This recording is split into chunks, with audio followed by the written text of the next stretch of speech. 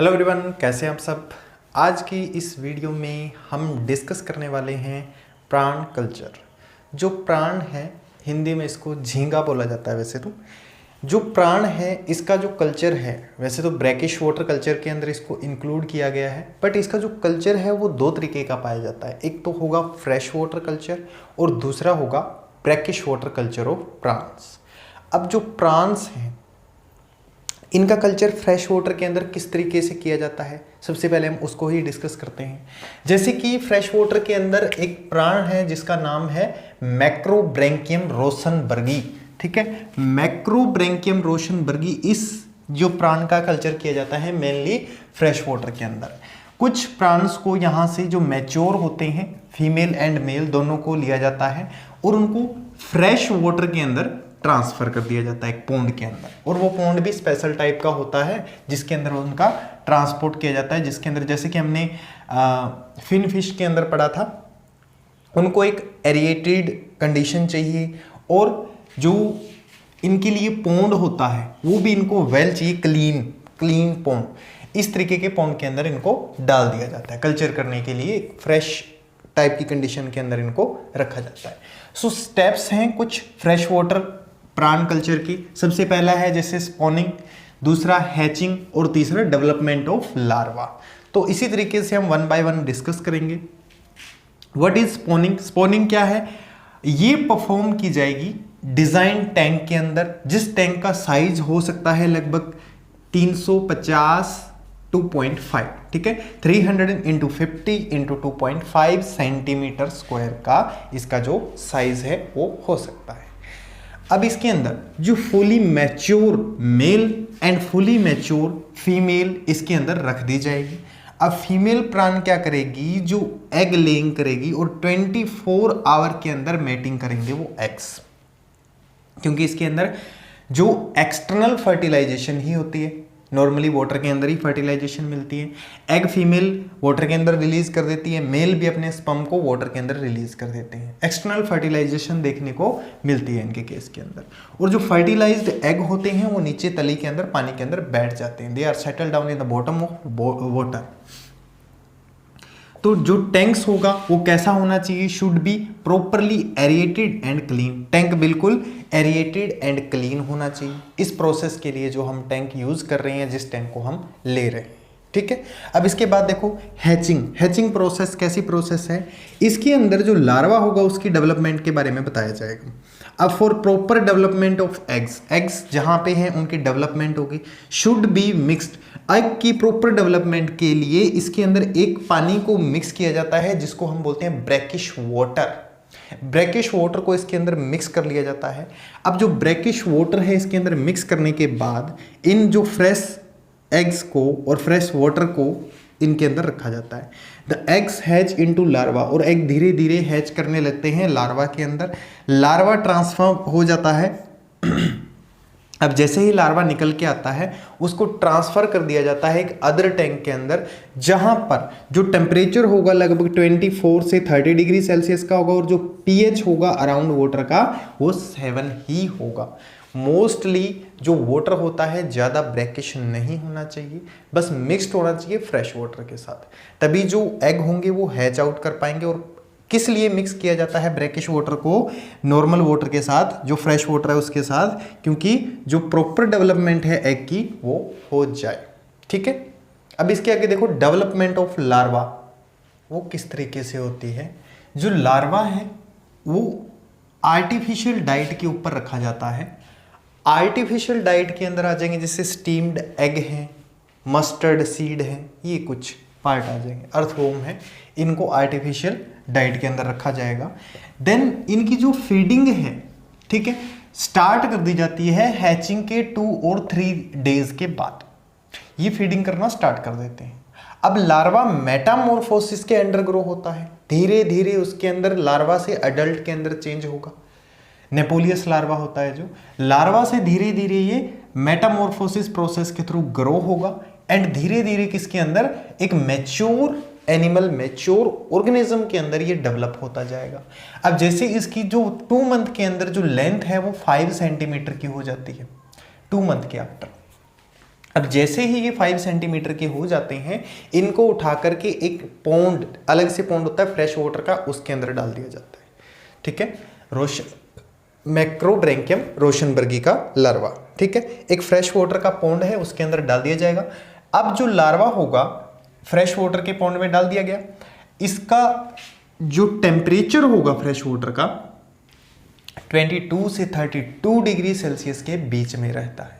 ठीक है, fresh water pond का जो टेम्परेचर होगा 22 से 32 डिग्री सेल्सियस के बीच में रहता है। पहले जो स्मॉल था लार्वा, तब तक उसको हम आर्टिफिशियल फूड प्रोवाइड कर रहे थे।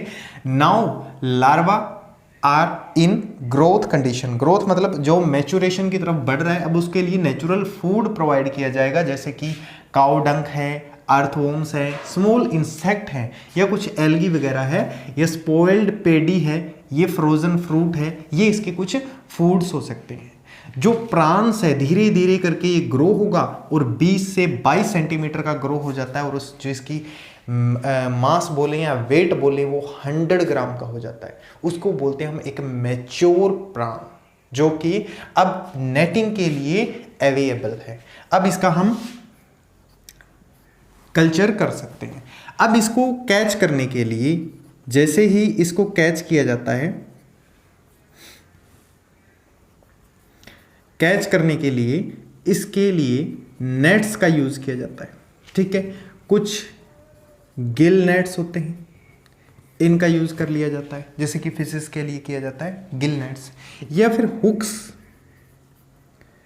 हुक्स एंड लाइंस, इनका ज़्यादा यूज किया जाता है। ठीक है, हुक्स एंड लाइंस, इनका ज़्यादा यूज किया जाता है, या फिर वी शेप्ड नेट होता है, इसका यूज किया जाएगा इनको कैच करने के लिए। फूड्स को देखें तो फूड के बारे में क्वेश्चन आ सकता है। नेचुरल फूड कौन से हैं? काउ डंक है, अर्थवॉर्म है, स्मॉल इंसेक्ट हैं, स्पॉइल्ड पैडी, फ्रोजन फ्रूट, ये सारे के सारे इसके फूड के अंदर आ जाते हैं। अब एक बार इसकी जो लाइफ साइकिल है उसको अच्छे से हम देखते हैं। जो लाइफ साइकिल है उसको हमने 3 सेगमेंट के अंदर पढ़ा है। सबसे पहले जैसे स्पॉनिंग,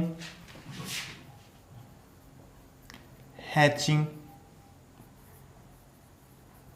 डेवलपमेंट ऑफ लार्वा, इस तरीके से जो 3 इसकी लाइफ की स्टेजेस आती हैं, इनके बारे में हमने पढ़ा। अब जो स्पॉनिंग है, स्पॉनिंग के लिए क्या किया जाता है? Mature male and mature female को एक यहां से mature male and mature female को फ्रेश वाटर के अंदर ये लेइंग करते हैं एग्स। अब जैसे ही एग लेइंग हो जाती है, इन एग्स को हैचलिंग के लिए किसके अंदर ट्रांसफर कर दिया जाता है? फ्रेश वाटर पॉन्ड के अंदर। फ्रेश वाटर पॉन्ड के अंदर इनको ट्रांसफर कर दिया जाता है। आफ्टर 2 मंथ, जैसे ही हैचलिंग होती है इसको फ्रेश वाटर के अंदर रख दिया जाता है। अब फ्रेश वाटर पॉन्ड के अंदर में यहाँ पे प्रॉपर डेवलपमेंट के लिए कुछ ऐड किया जाता है, add brackish water for proper development of eggs.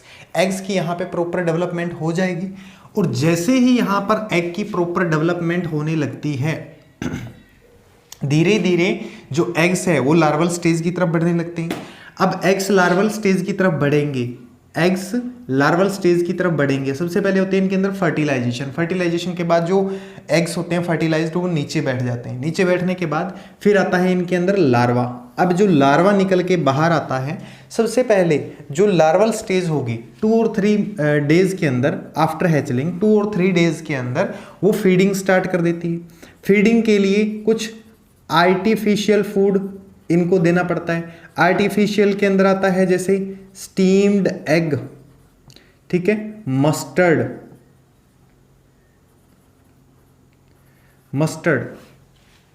ठीक है, स्टीम्ड एग, मस्टर्ड ये आते हैं आर्टिफिशियल के अंदर। अब जैसे ही लार्वा 2 से 3 सेंटीमीटर का हो जाता है 2 मंथ के अंदर, इसको फ्रेश वाटर से निकालकर सम एडिंग ब्रैकिश वाटर उसके अंदर ट्रांसफर कर दिया जाता है। बिल्कुल फ्रेश वाटर के अंदर भी ट्रांसफर किया जा सकता है या कुछ ब्रैकिश वाटर के अंदर भी ट्रांसफर किया जा सकता है। अब हम ये किसके बारे में पढ़ रहे हैं? मैक्रो ब्रैंकियम रोसनबर्गी, मैक्रोब्रैंकियम रोसनबर्गी की लाइफ स्पान को हम पढ़ रहे हैं। जैसे ही 2 और 3 मंथ के बाद इसको फिर से एक अलग सेगमेंट के अंदर डाल दिया जाता है। यहां पर होती है इसकी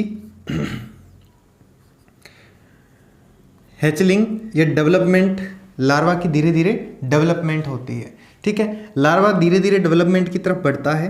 देन आफ्टर सम डेवलपमेंट, जैसे ही ये 6 मंथ का हो जाता है, 6 मंथ के लार्वा को बोलते हैं हम मैच्योर या फिर अडल्ट प्राण।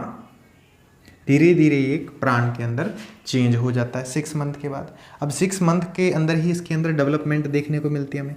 6 मंथ तक क्या क्या डेवलपमेंट, ये 20 से 22 सेंटीमीटर का हो जाएगा, 100 ग्राम इसके अंदर वेट आ जाएगा।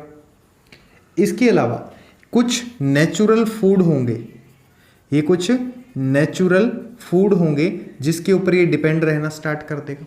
कौन कौन से फूड हो सकते हैं? काउडंक है, काउडंक, अर्थवॉर्म, ठीक है, काउडंक है, अर्थवॉर्म है, स्पॉइल्ड पैडी है या फ्रोजन फ्रूट है, फ्रोजन फ्रूट्स। इनके ऊपर ये डेवलपमेंट करना स्टार्ट कर देता है और अपनी एक डेवलप्ड ऑर्गेनिज्म या डेवलप प्राण जिसको बोलते हैं वो बन जाता है। और फिर वो मतलब जैसे कि फूड के लिए रेडी या इनका कल्चर ख़त्म हो जाता है, फिर वो वापस जैसे मैच्योर हैं वो फिर एग देंगे, यूँ ये साइकिल चलती ही रहेगी। तो इसकी जो लाइफ स्पान अगर हम देखें, टोटल जो इसकी लाइफ स्पान है वो कितने मंथ की है? 6 मंथ। ठीक है, 6 मंथ में ये पूरा का पूरा मैच्योर हो जाता है। मतलब हम बोल सकते हैं कि जो इसको लाइफ स्पान है वो लगभग 7 मंथ्स का है। ठीक है, लाइफ स्पान है वो लगभग 7 मंथ्स का है। और फर्टिलाइजेशन कैसे होते हैं इसके अंदर? External fertilization in water. ठीक है, और हम एक ऐड करते हैं इसके अंदर brackish water, proper development of egg के लिए। ये सबसे ज़्यादा पूछा जाने वाला क्वेश्चन है। ठीक है, प्रॉपर डेवलपमेंट ऑफ एग के लिए। और जो फर्टिलाइज्ड एग होते हैं वो सेटल डाउन हो जाते हैं बॉटम ऑफ द वाटर के बॉटम के अंदर सेटल डाउन हो जाते हैं। तो ये था हमारा फ्रेश वाटर कल्चर ऑफ प्राण। तो वीडियो आपको कैसी लगी एंड में जरूर बताएं।